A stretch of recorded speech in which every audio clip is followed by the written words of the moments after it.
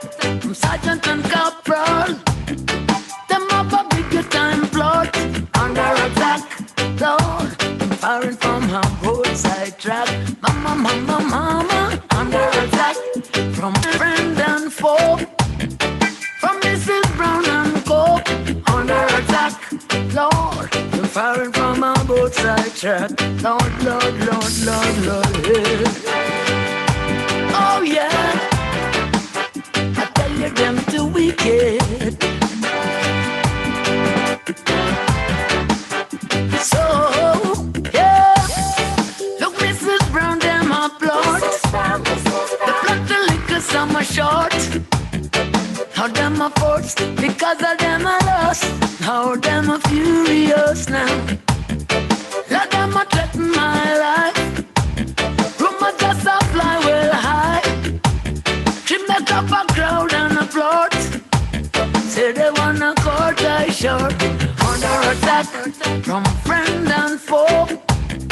From Mrs. Brown. All right, let me say a special good evening again to all our viewers on Facebook at this time, on the social media platform of the Civic Vibes page at this time. That is where we come to our second segment of the program for the 2nd of April 2023. And the first segment we had Brother Ras Malaki out of St. Lucia, where he spoke about the recent spate of violence in St. Lucia. And so that was a very interesting conversation indeed. We had some little technical glitch in terms of the audio, but I think we rectified that now and we are good and ready to go. So without further ado, let me move across to the special invited guest here, one out of St. Kitts and Nevis at this time, in the name of Brother Sam Condor and Mr. Brother Lennon Matthew, no stranger to us in Dominica and the region as well, or even further afield. Let me move across and say a special good evening and hi and hello to Brother Lennon Matthew. Good evening, sir. Good evening to you, Lofty, and good evening to your listeners in Dominica, and to you, Mr. Sam. And thanks for once again inviting me to share my thoughts with you here on Civic Vibes. And I always say, you know, in the grand scheme of things in the conversation, there has to be some critical thinking, critical analysis, and without that critical thinking, we can't find the best possible solution. So, you know, I just want to, you know, wish everybody well, and hopefully we can have not just a conversation for conversation's sake, but it can spur thought and it can spur action. Spur thought and spur action. That is the person that I am, action-oriented person that is. Brother Lennon, for those persons who may be viewing or listening now and maybe don't know, who is Lennon Matthew? Can you just give them a brief up, please? Well, I'm from the village of Benz, born and raised in Dominica. I migrated to pursue a degree in geology a few years ago. I worked for the past 19 years doing environmental consulting and currently enrolled doing an MBA in energy management. I have spent, prior to going away to study, I spent 2 years teaching geography and maths at the Portsmouth Secondary School. I coached basketball. I also represented Dominica on the 19 basketball team to Jamaica. Just part of my background. Really involved in music, and right now, you know, I try to be an advocate for social and environmental issues. And one of those things we lack is, you know, is speaking out, is talking about what affects us. And my contribution to my home since I've left is to lend a voice, lend a brain, lend an idea to what really affects not just me personally, but the folks, the family, the friends that I left back home who do not have the ability or are afraid to speak. And so here I am. Yes, indeed. And so thank you very much, Brother Matthew, for, as you say, lending a hand, lending a brain, lending your brain, that is, to speak to the matters in Dominica whenever they show up ahead. Thank you again, brother. Yeah, you're welcome. All right, indeed. Let me now move across to Brother Condor. Brother Condor, greetings and welcome, sir. Thank you very much, sir. Thanks for your invitation. I'm pleased to be here to share some views, some ideas with you for the benefit of our people in our region. We are one people, one destiny, and so I'm pleased to be here with you. Thanks very much again for the invitation. You say that like a songster, man, Kondo. One people, one destiny. Yeah. One history as well, you know. True. All one people. True, indeed. Again, as I said, as I asked Brother Matthew a while ago, for those persons who may not know who is Brother Sam Kondo, can you just give them an idea in terms of your introduction, your introductory statements? Just who is Brother Kondo? Yeah, I would say that Sam Kondo, a former Minister of Government, former Deputy Prime Minister, first got elected to Parliament in 1989. I served as on the opposition benches from 89 to 95 when we formed the government, the Labour Party, that is. I became the Deputy Prime Minister, and with some other portfolios. I've held several portfolios over the years. And after 2015, the election, when I lost that election, I became the UN ambassador. So basically, that's what Sam Kondo is. But one thing I always like people to remember me as a Minister of Sports and a former national player, and was assistant coach when we won the OECS, first OECS football tournament in Dominica. So I'm happy to say that Dominica was the place where we captured the first OECS championship, and I was part of that. Okay, that's very, very good indeed, brother. That's very good. All right, Sam, again, thank you very much for coming on and sharing part of your Sunday with the Civic Vibes family here. Pleasure is mine. Yes, let me just touch some of these family members that I spoke of. They are listening and watching here. Arthur Measures Sorrendo, you are there. Good evening to you, bro. Carol Olivashi Bruni, also there. Mali Ostri, you are also there. Olivier Esprit, Joan Bernard James, Ivinia Joseph, Marlin Shillingford, Dave Bertrand, Dory Drygo, Dorian Charles, Coulson Shillingford, Lucille Edwards, and the list goes on and on and on right here. Folks, what we ask of you now is to please share the live information that you're watching now with your friends, your contacts, and so persons can know that that conversation is about to get underway. This evening, also, we have Mr. Antoine George just tuned in here. Good evening to you as well, Antoine George. This evening, we are live on Facebook as we are now. You can also view us on YouTube, so that those of you who have access to YouTube at this time, you could basically lie down on your couch, pull up in your bed, or whatever it is, and watch and hear the conversation that is about to, take flight here, as it will, in just a bit. Also, to the numbers that you can call in later, just in case you want to contribute to what you'll be hearing, is the numbers are 245-2396. Again, it is 245-2396. And the digit-line, it is 615-9470. All right. We are going to have a discussion around, electoral matters primarily. We invited here Brother Leonard Matthew to give his views on the topic at hand. And the topic is basically how are we in Dominica going to deal, as per our legislation, that is, with the number of persons who are living outside or who choose to live outside of Dominica for whatever reason that they choose to. So Brother Lennon will weigh in on that in just a bit as a Dominican living outside as well. Also to Brother Sam Kondo, he's from St. Kitts and Nevis, and they too, they are in St. Kitts and Nevis through legislation, that is, have done something or some things with that block of persons when it comes to their electoral matters. So what I would want to do in terms of getting the conversation of the ground so that you can get a perspective from the Kittitians, that is, let me move across to Brother Kondo and ask him that all-important question in terms of, Brother Sam, in terms of electoral matters, first and foremost, how are you in terms of your satisfaction going through the process of your elections whenever these times come around?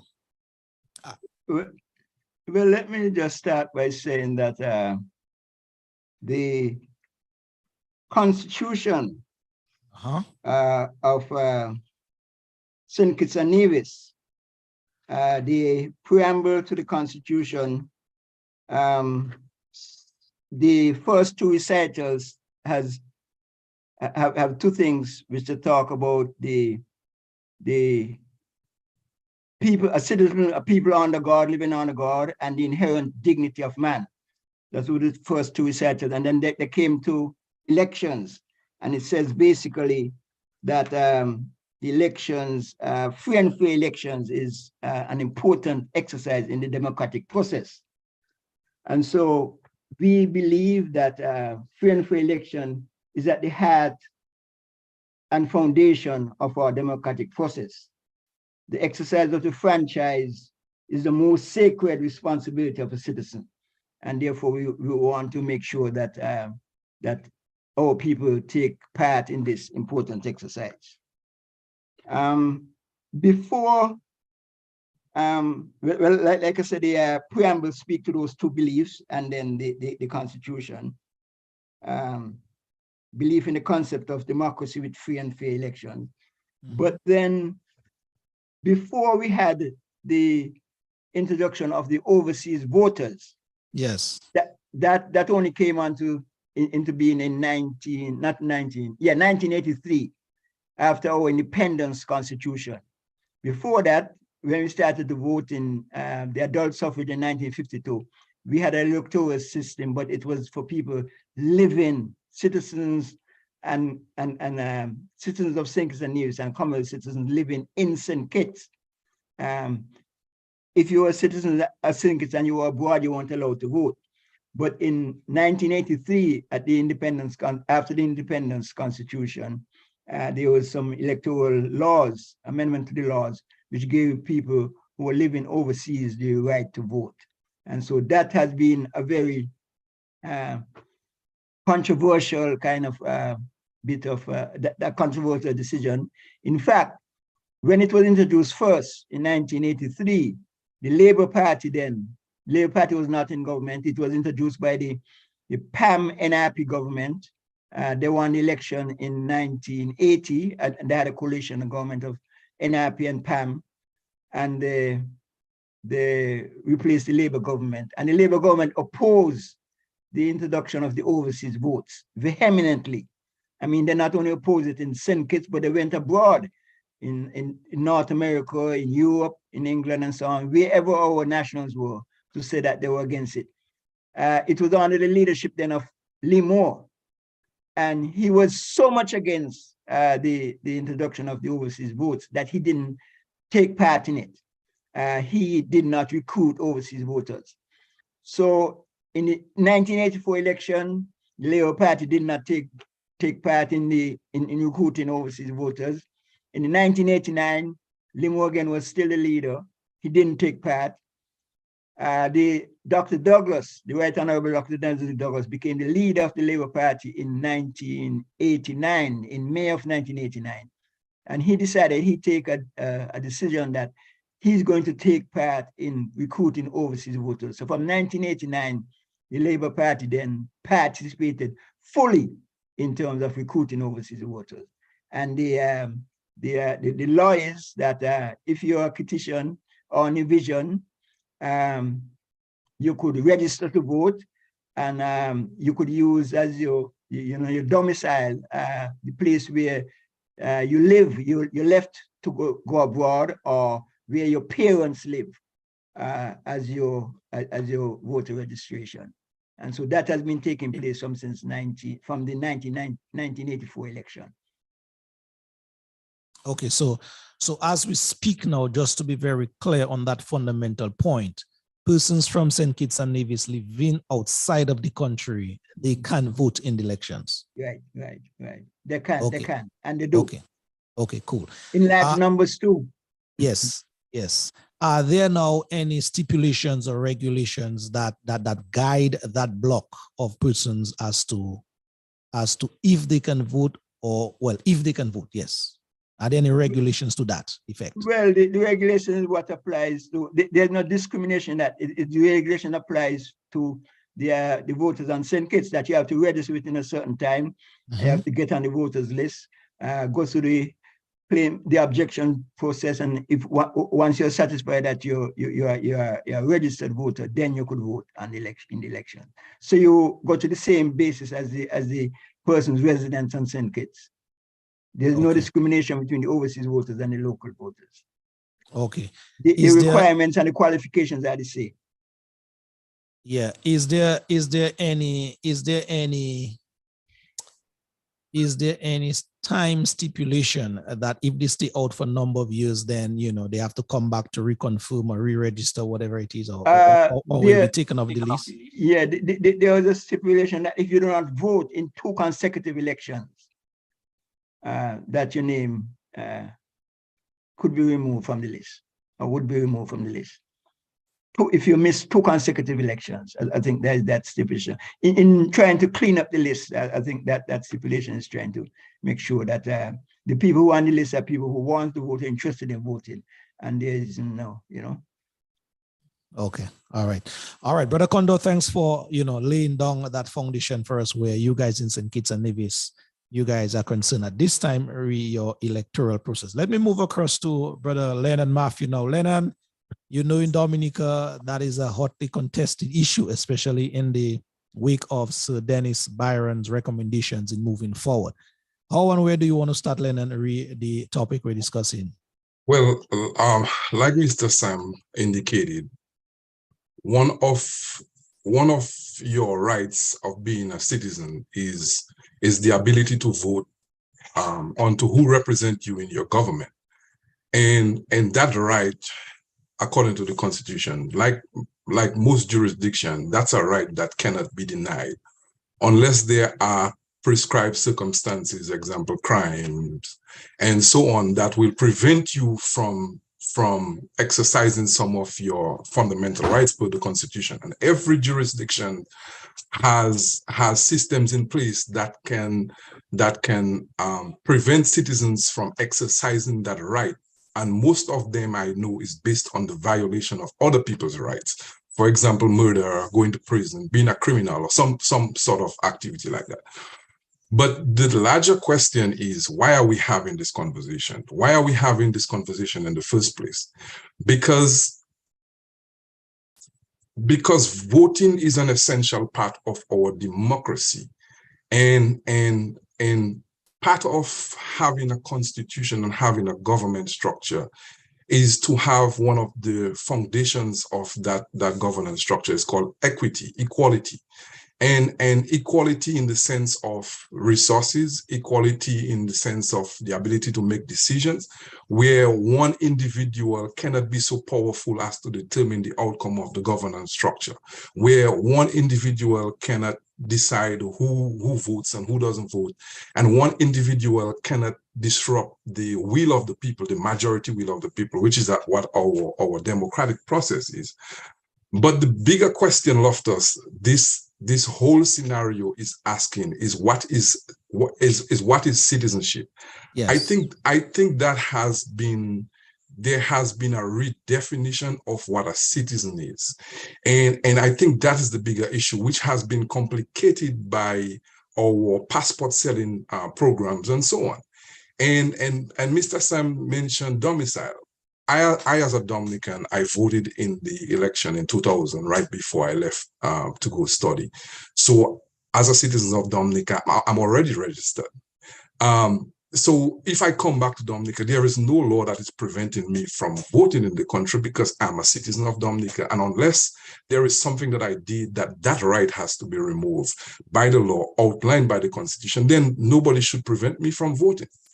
As I mentioned earlier, it has been complicated because one of the foundations of our Constitution, as I said, is equality. And what has been happening in the past is the people in power tend to have the resources and the money to be able to pay for citizens living abroad to come and participate in the election. And I think that is one of the first issue of contention. And if the Constitution is designed where we have equality, then the mere fact that one party has that resource, it makes an unequal situation. And as a result, is a violation of the Constitution. The Constitution also talks about bribery, not even just the Constitution, it's a criminal offense, and bribery is pretty much defined in courts and presided over. So we all know what the definition of bribery is. So if political organizations are deliberately seeking out individuals and paying them to go vote, that's an issue. So these are a couple issues. But the main contention is the fact that when you talk about domicile, as an example, I came from Benz. So if I go back to vote, I know where my voting district is because I was registered. So the question is,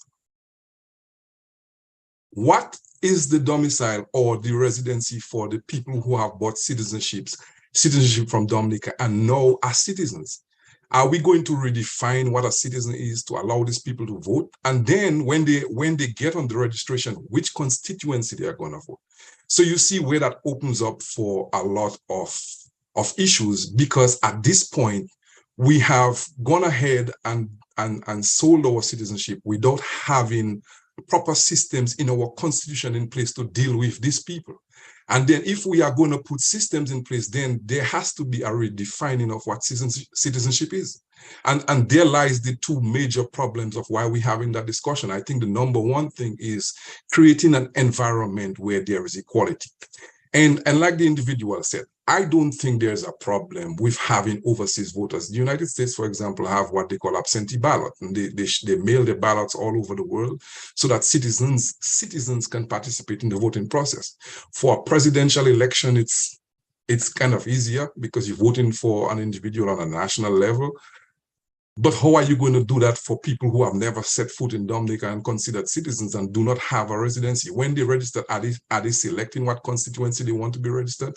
That is an issue we have not dealt with. That's a serious problem, and that opens itself for fraud. And as I said, I don't have a problem, but here's the issue. Every Dominican who comes home for Carnival, I bet they save money. They come home for the Creole Festival. They save money because we all know what the date of Carnival and Creole Festival is every year. Nobody's paying their tickets to come and celebrate for Carnival. So therefore, if as a citizen, one of your fundamental rights is the ability to vote, why can't you do the same? Pay your passage to come and vote. And I think the contention is the individuals in power having an unfair advantage of the resources of the state to selectively get people to come down and vote. And if they're, for example, during the Carnival season, the government requests American Airlines increase their travel to Dominica, they could do the same. That doesn't mean that they are paying for people. What it does, it's they are creating access. So every individual should come on their own dime and their own money. And that question of disenfranchising me as a citizen of Dominica is a serious issue. How are you going to tell me that I can't vote in the election if I'm a citizen of Dominica? And I think that's where the contention is, and that's where that dispute has to be resolved. Yeah. All right, Lennon. Thank you very much for your opening statements here. You touch on two critical issues there. One being of a citizen and that right to vote. Also, you touch on the residency part as a requirement for voting in the election. What we really want to pin down or zero down on tonight is the fact of persons residing in Dominica and having that right to vote, or persons residing outside of Dominica and having that right to vote as well. So it's the issue of residency, really and truly, that we really want to, sort of put into sharp focus tonight and get your view as to exactly what you think of someone living out there. And what does the Constitution say? What does the law says about residency in terms of what, for example, Byron is pushing forward, and we'll get to that in just a while. But we'll come back to you, Lennon. Let me just move across to Brother Condor to ask him, Brother Condor, in your part of the wood, can you break down for us what does residency mean when it pertains to your electoral laws? We don't have any residency. You once you're a citizen, and you come home to register, you have to come home to register in the office. Okay. Once you register, you don't have to be here for any particular amount of time. You don't have to qualify. There's no qualifying time period. I think people are talking about that, and there's some people who feel that that should be part of it. But right now, there's no qualification period in terms of time. You come and you register. You come today, you register, and you go back, and then once your name go onto the list a month later, or whenever it is, once you get onto the register, then you come and vote. You don't have to be living here for any qualifying period of time. So that doesn't apply to us. Two other things that my brother said, Brother Lennon said, that I just want to address. Economic citizens in St. Kitts cannot vote either. So he mentioned that that was an issue, that it brings some inequality because the economic citizens are given, you know, people who just come and invest in the country and get the citizenship. That there's the law that the economic citizens can't vote. And the other thing that he mentioned that I want to address now is the bribery and the corruption that is involved in bringing home people. The government, you know, probably using the taxpayers' money or the treasury or whatever, however they use it. So maybe we have to look at something like campaign financing in order to address that problem. I believe that we'll have to look at how people raise money for financing the campaign and how the money is spent in order to address that problem. Because that is a real problem that Brother Lennon mentioned, the problem about how you get people come to vote, whether you're paying for them or whatever you. So that is, we as a people are discussing in terms of addressing those problems. Okay, indeed. So again, I just want to reiterate the point that you made, and for you to clarify it. Persons having St. Kitts and Nevis passport in their possession who are not born Kittitians, born from your country, they cannot citizenship vote. by investment. The citizenship by investment ones cannot vote. They're not allowed to vote. They're not, no, not at this time. Okay, not at this time. No. All right, thanks. Lennon, let's get back to you in terms of the points that you were pushing across, but tie that in now to the whole residency area that is a hotly contested issue, because a lot of persons, Lennon, like you outside there, living outside of Dominica for some time. It's a very ticklish situation sometimes. When you listen to the conversations that have been had, you hear, for example, especially the persons who have political interests at heart, you hear, for example, one against each other in terms of the talk. Some persons, it may suit them politically to say, yes, I am pushing for persons living outside of Dominica to come back and vote, no matter what. Persons who may not, that situation may not suit them politically, may say, no. What is it, Lennon, that you believe can sort of, you know, level out that situation, and that the process that we're going through where the diaspora bloc is concerned should happen? But so Lofty, when we talk about that situation, we first have to remember why we have a country, why we have laws, why we have a constitution, and why we clearly define citizenship. And it also defines what citizens can do within that jurisdiction. And one of the main functions of citizens is to, you know, pay taxes, to pay into, it's basically you have a community, and we all pool our resources together to decide how we want to run that community, building schools, building roads, to benefit everybody, because you and I can't build a school by ourselves, but together we all can do it. And the reason why I'm bringing that up, because part of the conversation I've been hearing is that people who live overseas do not have anything, or they're not living in Dominica to deal with the hardship going out on there. People who live overseas do not contribute to the society, and that's not entirely true. Some people probably don't. But remember, as a citizen, and why we have a governance structure. And I think you have to examine those questions, because in a governance structure, the citizens of the country pay taxes for the most part, income taxes. And even if you don't pay income tax, you pay taxes on the goods you buy. That is your contribution, in addition to honor to your flag and Independence Day and all that stuff. Citizens have responsibility to the collective development of their country.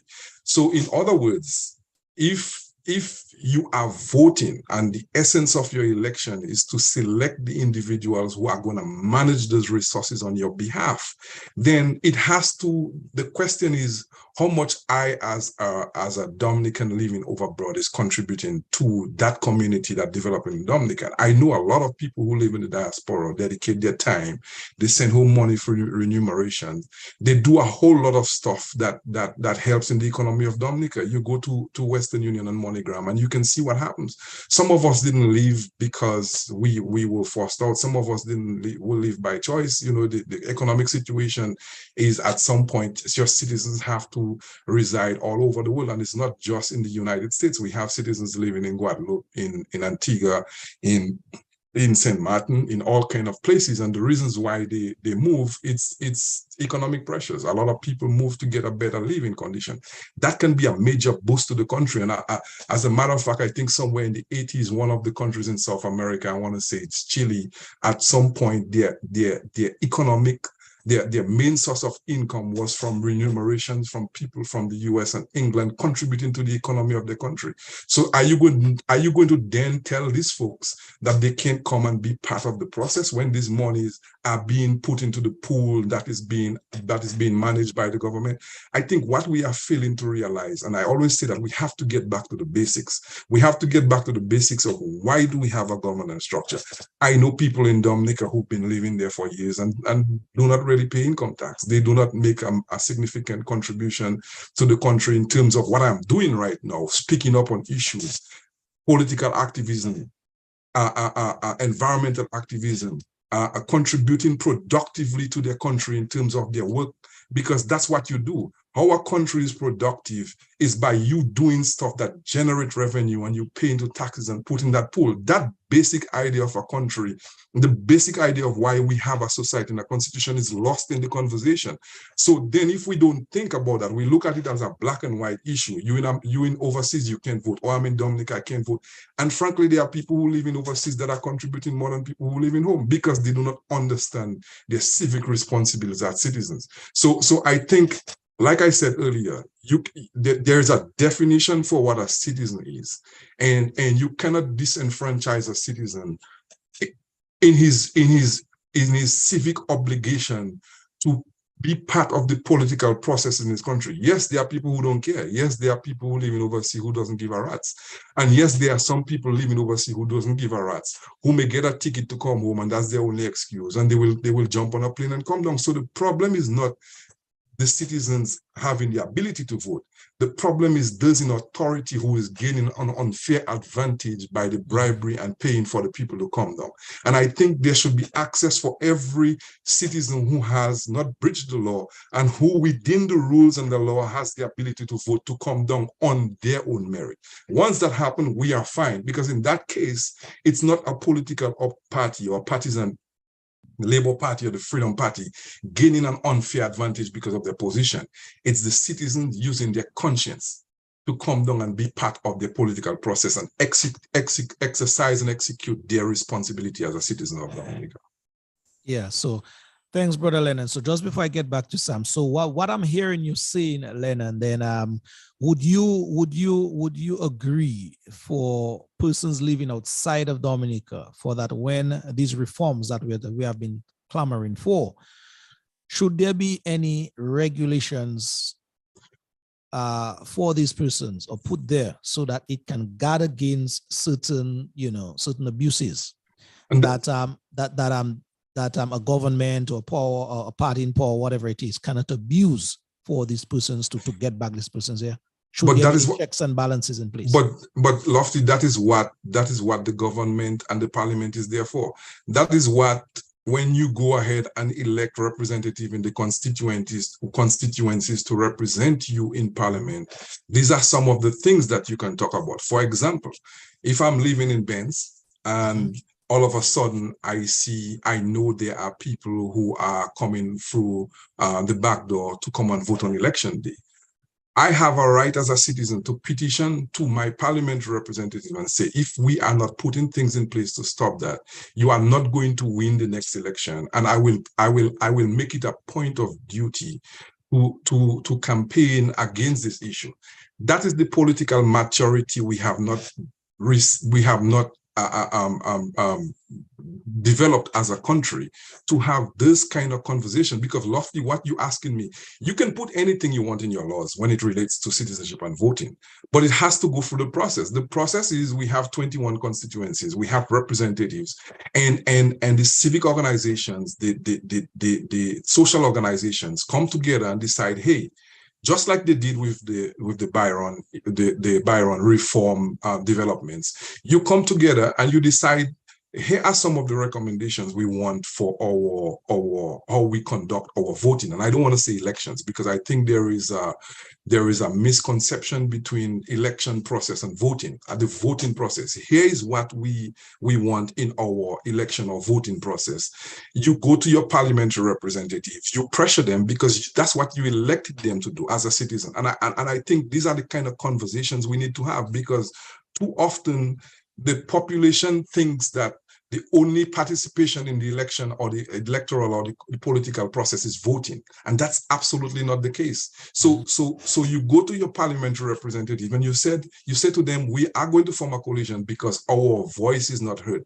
Lofty, here's the deal: in the selection of a candidate for a constituency, the process starts where the constituents select on majority who they want to represent them on each party, right? That those two individuals contest each other in that community, and the majority wins. That majority then goes and represents the voice of that constituency in parliament. So if there are 10 people in my community and 8 of them voted for me, then I am responsible for bringing their thoughts and their ideas to the parliament to pass laws. So when you ask me, you know, at the end of the day, you can have a residency requirement. That's fine. But it has to go through the process. Just like the gentleman said, economic citizenship, they cannot vote. I bet they had to go through the process, go through the laws, amend the constitution, whatever they had to do, and say, you know what, it's going to be a point of contention, and it's a sense of protection for the citizens in Dominica. With a country like Haiti, where Port-au-Prince has over 4 million people, 70,000 people live in Port-au-Prince and come into Dominica, it's a joke. They wouldn't even feel it. So you can see how easy the traditional population can be overwhelmed by this economic citizenship program. So St. Kitts went ahead and said, hey, you know what?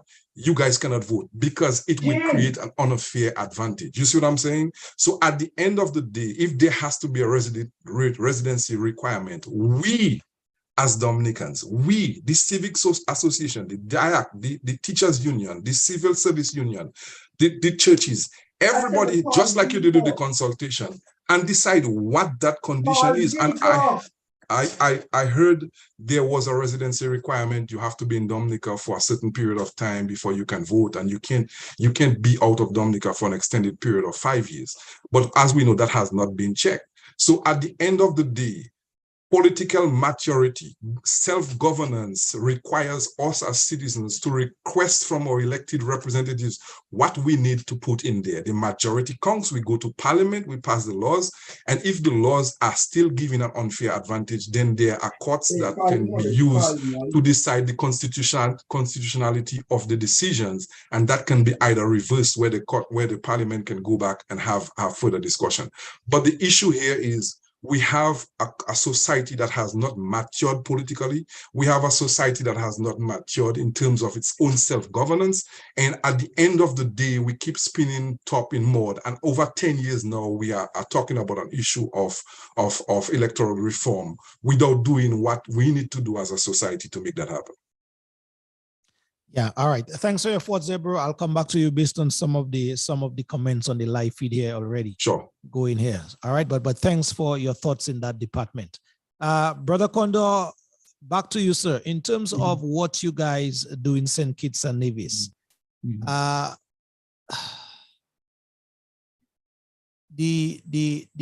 whole electoral process, is there a general satisfaction from the, in everything there'll always be, there's nothing that is 100% proof. So I am not expecting everybody to be in sync with they are well satisfied, but generally though, how are your citizens over there, after going through the process? How are they feeling in terms of the outcome? The process, let me just tell you, the process is just the implementation and observing the rules and the regulations. That is the problem. To make sure that we do it correctly, yes, legally, that is the problem. So we don't have any problem in terms of how the rules, what's happening. But just let me comment on a few things that the brother said, which I think very important. He spoke about disenfranchising voters. And that's very important because I started deliberately from my point of departure was that the Labour Party 40 years ago weren't interested in that, right?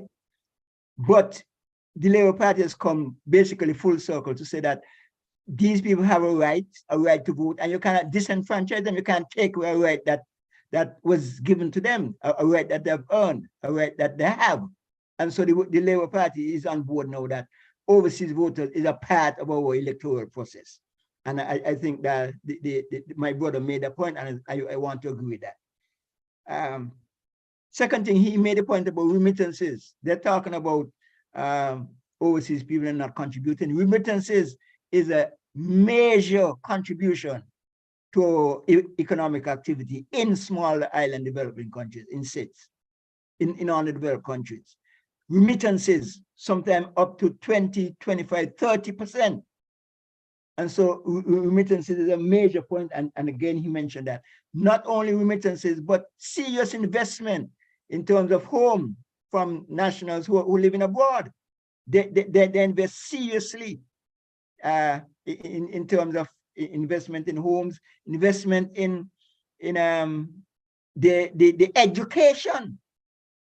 And so when they go and educate themselves and come back to serve the country, that is an investment for the country. And in fact, that is why this, in St. Kitts, we have created something we call Returning Nationals Secretariat, that is accommodating our nationals abroad to make sure that when they're coming home, there's certain facilities made available to them. There's certain assistance given to them, certain privileges, because we see them as part of our economy, as part of our social matrix. And so we are returning national.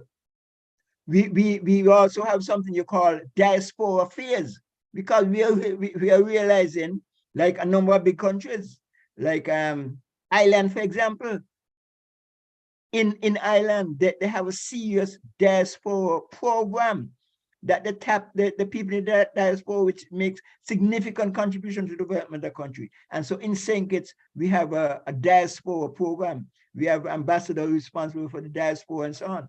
In fact, to complement that and supplement that and assist in that, we usually have what we call a diplomatic week every 2 years or so, I think it is, where we get all our diplomats come back home and get people, diplomats from other countries who are accredited to St. Kitts to come.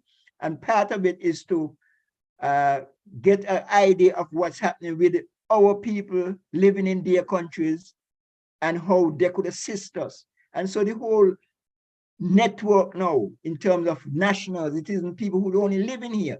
It is your nationals wherever they are in the diaspora, nationals wherever they are, and it's part of your political system, part of your economic system, part of your social system. And so I just want to agree and support the brother in terms of what he was saying. That is the way we have to go. Okay, thank you very much. Let's take a comment from a couple comments from the live feed here, folks. And remember the numbers to call into the program just in case you want to make a point and you know, sort of have me not read some of your comments. They are 245-2396 and again 615-9470. Again, let me repeat these numbers. They are 245-2396 and 615-9470. Let me see if I could take a point here made by one Gail Rui. Gail Rui said, and any one of you guys could, you know, could take note of these questions or comments and comment on them later on. Gail Rui writes, citizens who do not reside in Dominica, are you willing to pay income taxes in Dominica? This is the only way that your contribution to Dominica can be validly qualified. Leonard, you want to take that on, you being a Dominican? Yeah. So income tax is basically tax paid on earnings. And in the country, there are laws that have levels at which income tax is paid.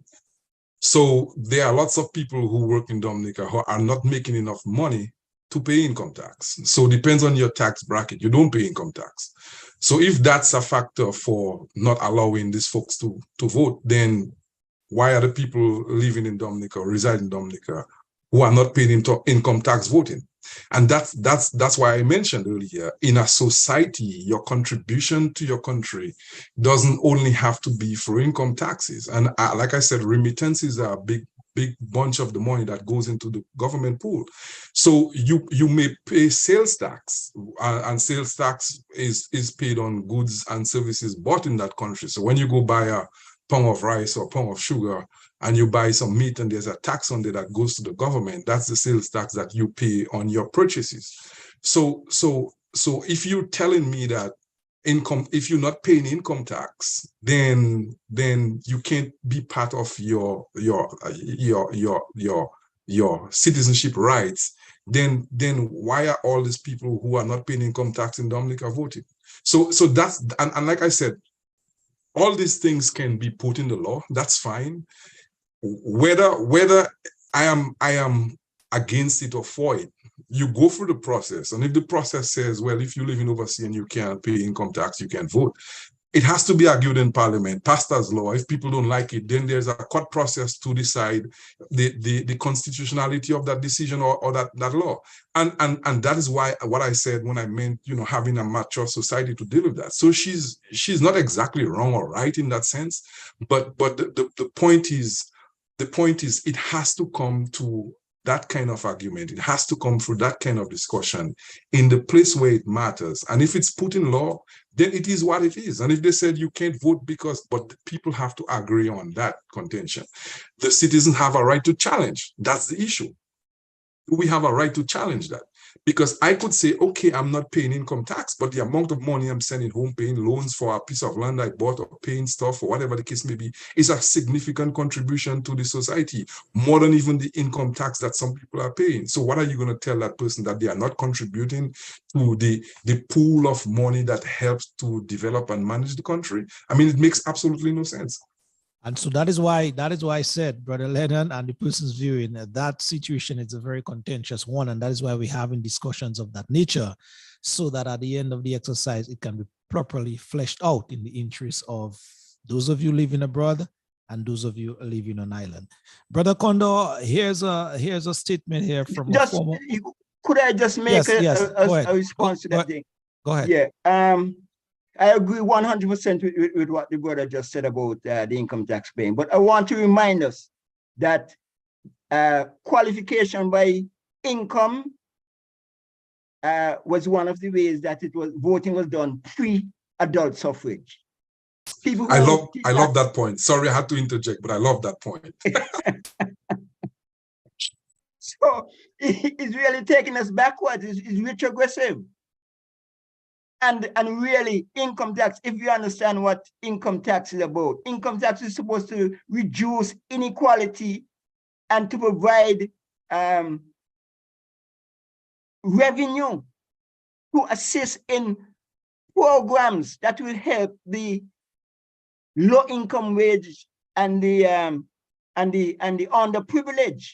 So you cannot use income tax as a means of doing it. And like you quite rightly said, some people, well, nearly half the population don't pay income tax.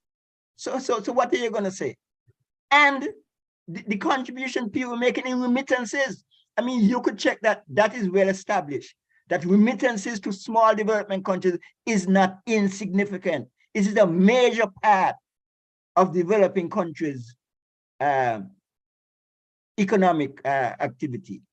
And so that is really not a thing. But like you said, the discussion has to be held, that we could sort out these things so that people could come to a common understanding of what this is all about. True. Yeah. Sorry, I just wanted to. No, thanks for your input. Your input is valid indeed. Peter Carbon writes here, and that one is for you, Sam. We are voting for a parliamentary representative to be in parliament. The people who who have to depend on the decisions of elected members for their livelihood should, he said, should be the ones to select the representatives for their community. Your take. Mm-hmm. Well, I think we have passed this stage. We have passed the stage, you know. That is a kind of narrow kind of thing. I mean, the world is not like that now anymore. You know, the representation is wider than that, is broader than that. It involves more than that. And so we have to you know, grow, emerge, to develop, you know, in this new political, economic, social development, atmosphere, circumstances can't be left to. We cannot develop these countries by on our resources alone. In fact, we hardly have any natural resources, and our human resources is just not enough. The human capital is just not enough. So we want to make sure that we integrate our diaspora, integrate our people. We have that is part of the representation, and that is part of the advancement and the development. I want to just leave a story with you, an atmosphere, an event that I had when I went to study. I went to study and I was getting an interview, and the folks who were interviewing me asked me what I wanted to do, and I told them I wanted to do development economics. You know, because they're from a small on-the-road country and so on, and St. Kitts and so on, and I would like to go back and assist. And the guys them say, look, I mean, really, you know, the development economics you do here is the Russian model, the Chinese model, the Indian model. We don't have any model for 50,000 people and 100 square miles. But we still have to exist and grow. And so we have to find our own model of development. We have to find our own economic circumstances and so on, which we have to develop and grow. And it can't be that we just depending on the people in our countries. Can't happen. We can't go and develop by the people just in our countries alone. And that is what it's about. That is what the OECS region is about. That is what CARICOM is about. That is why these August organizations came about. Caller, good evening. You are on the line. We're having this conversation here. The voting population, especially those living outside of the jurisdiction, should they have a voice? Should they have a vote in the general elections? Yes, you're on. Good evening.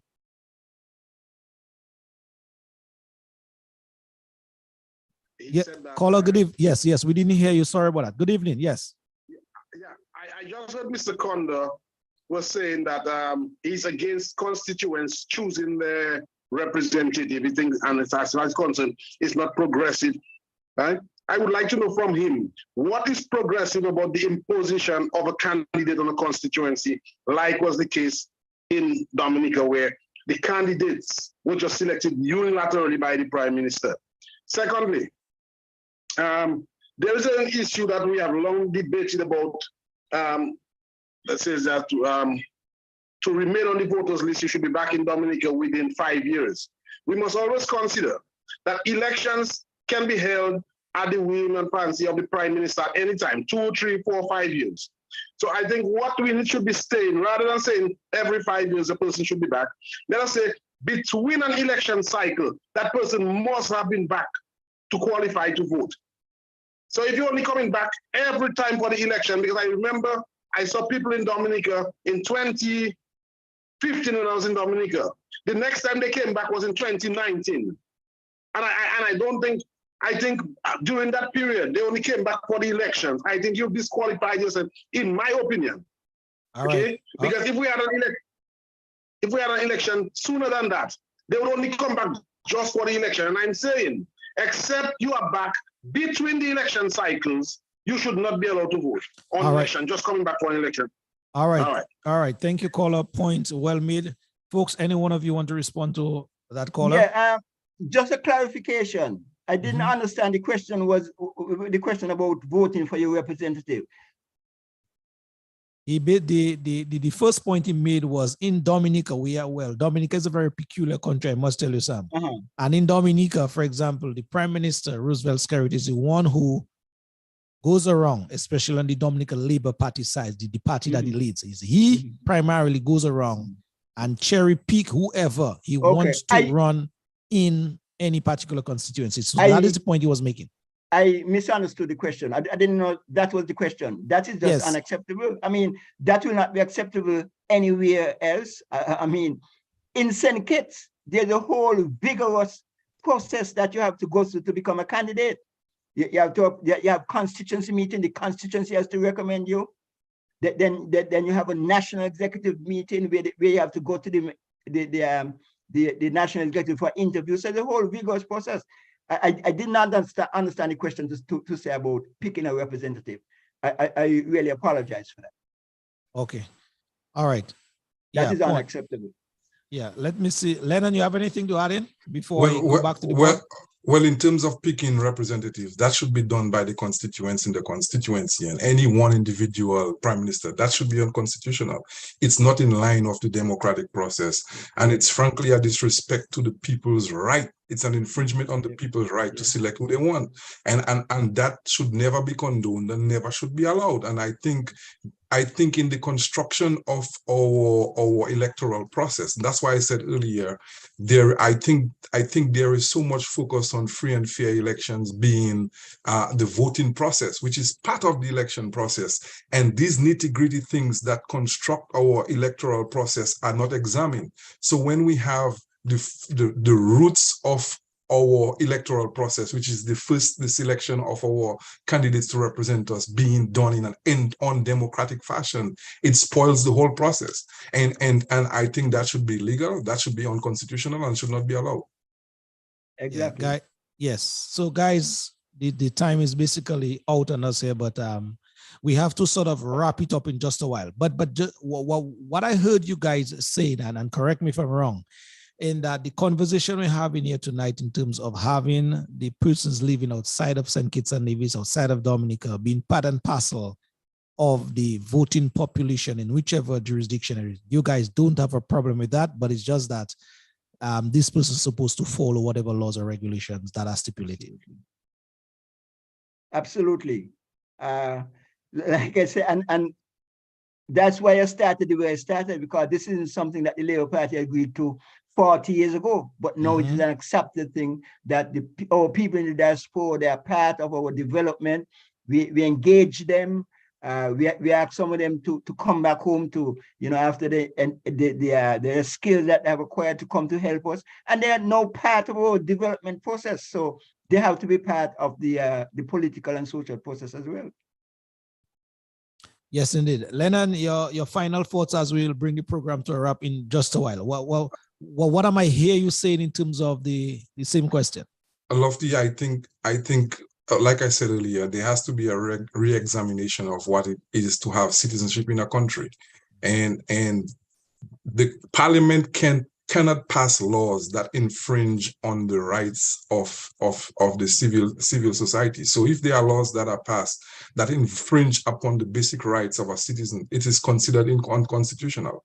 So therefore, in the creation of whatever rules we have governing who can come and vote, I think we first have to examine and clarify what are the roles and responsibility of a citizenship, what will prevent somebody from losing these rights and responsibility. And if there is anything, and I like the idea of if you don't show up for 2 elections and 2 periods of voting, then you off the list. There are several solutions, but the bottom line is whatever process that is implemented should encourage the spirit of equality and equity, and should not give an unfair advantage to the party or the opposition or anyone as to who votes in the election. It has to be a process where the individual, through his conscience, his constitutional conscience, comes back and makes a decision in his country. And then I heard somebody said, You know, the people in Dominica, they have a right to vote. Not everybody, exercise that right. What if you living in Dominica and you decide for 4 elections you haven't voted? Are you going to be taken off the list? And these are some of the questions we ask. And then at the end of the day, I would ask, why is there an embassy, a Dominican embassy in Washington, where there are ambassadors who are supposed to deal with Dominican citizens? Why are we having that? So if you're telling me that the citizens who live outside of Dominica are not important and they're not citizens, then why do we have embassies paying people to be out there to deal with the Dominican citizens that are out there? So at the end of the day, I think what needs to happen is the bribery. There needs to be legislations, stiff legislations against the bribery, and ensure that these things are not locked up in the court process 4, 5, 6, 7, 8, 9, 10 years. It has to be an accelerated process. So the ones who are involved in bribery and all criminal activity in gaining an unfair advantage needs to be punished. And I think that's what we need to focus on, so that citizens are not disenfranchised and it's their own conscience to come back and participate in what is their right to make a decision in who manages the economy, who manages the resources in the country. All right, gentlemen, it's 8 o'clock on the hour, bang on time. Your final thoughts. Sam, let us start with you, sir. Yeah, well, I want to basically end where I began by saying that the voting, the exercising of your franchise is the most sacred responsibility of a citizen. And that is emphasized by the Constitution. The preamble of the Constitution speaks to certain beliefs that we are expected to uphold as citizens. The first 2 beliefs are in Almighty God and the inherent dignity of each individual. And then we come to the concept of voting, the belief in the concept of true democracy with free and fair elections. So free and fair election is at the heart and foundation of our democratic process. The exercise of our franchise is the most sacred responsibility of a citizen. And that is why we have to get it right. And I believe it's going to take the engagement, the interaction, the discussion, like my brother there is asking for, to make sure we get it right. But we are on the way, and we could teach people in a lot of other parts of the world how this thing works. But what we have to do is fine-tune our good governance, like the brother is saying, accountability, transparency, integrity. That is what we need to make sure that we have these things in the system. And even more than that, we want good people, decent people, honorable people to be administering the electoral process. We want things like campaign financing, but these things could only be done if we have people, honest, decent people who want to see the best for the country. Not anybody could. The system is one thing, but like it was said, corrupt people could turn your mathematics into fraud and your literature into loss. What you want is people who are going to uphold the inherent dignity of the human being and who is going to advance the cause of all people, especially in this part of the world. All right, well said, Brother Kondo. Nice way to wrap up the discussion here. Thank you very much indeed. Brother Matthew, your final thoughts, sir. I just want to say thanks again for having me on your program. And I just want to echo the words of Sam. Any system that's designed with good intentions are as good as the people implementing them. And when you have dishonesty, when you have lack of transparency, when you have thievery, when you have corruption, when you have disrespect, it's not the system, it's the people who are implementing the system. And we have countless examples of that. And I totally agree with the gentleman. You have an electoral, the voting process, which is part of your electoral process. And that is where the people of Dominica have to decide who we are putting to administer the affairs of our state, to manage the resources, to ensure that these individuals meet this criteria, so that we have, whenever we put systems in place, I mean, Lofty, we have so many laws on the books and they're not enforced. And we're trying to solve problems by adding more laws that are not being enforced. So at the end of the day, as a country, we have tons of lawyers, we have educated people, we have enough Dominicans who can come together, sit at the table. We're not going to like everything you get, but I think it shows maturity within a society that we as Dominicans can decide through the parliamentary process, through the process we have established for the selection of our representatives, to decide what kind of voting system we want, what kind of rules and laws we place that does not infringe on the citizenship of rights of the individuals. And as long as we have individuals who do not execute their responsibilities and duties in the spirit and of the law and the constitutions, we will forever have issues, Lofty, and that's what I will end with. Lofty. Yes, sir. I don't know if you have 1 minute. I usually have one stanza of a poem that I usually read for our people. And I would like to do it, just a couple of lines. A time like this demands strong minds, great hearts, true faith, and ready hands. Men and women whom the lust of office does not kill. Men and women whom the spoil of office cannot buy. Men and women who possess opinions and a will. Men and women who have honor. Men and women who will not cheat and lie. That is exactly what we need in these parts. Honest men. Thank you very much. Too, but honest men. Yes, indeed. All right, what a way to wrap up the program here this evening. Gentlemen, I want to thank you very much. Brother Kondo, thank you for your time. Matthew, thank you for your time. We truly appreciate it here. The listeners and viewers, based on the comments that are coming through still, then, they did enjoy what they heard here this evening. So guys, thank you very much indeed. You're welcome. Thanks for having me. Appreciate it. All right. See you guys. Thank you. Talk to you soon. Yeah. Good luck, my brother. All righty. Take care.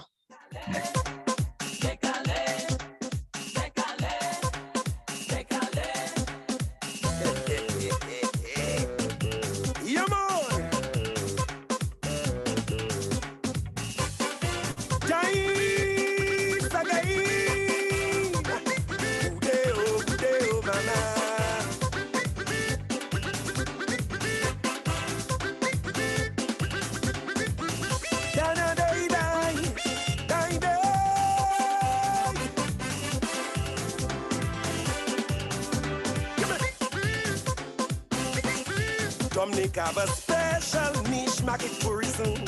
Oh yeah, oh yeah. This tourist comes once every 5 years, election season.